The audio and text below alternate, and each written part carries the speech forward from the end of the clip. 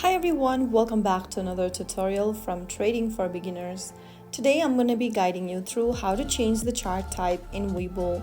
To change the chart type in Webull, first of all, open up the Webull application on your smartphone and then tap on the menu button at the bottom right corner from the watchlist page. Inside the menu button, click on Settings.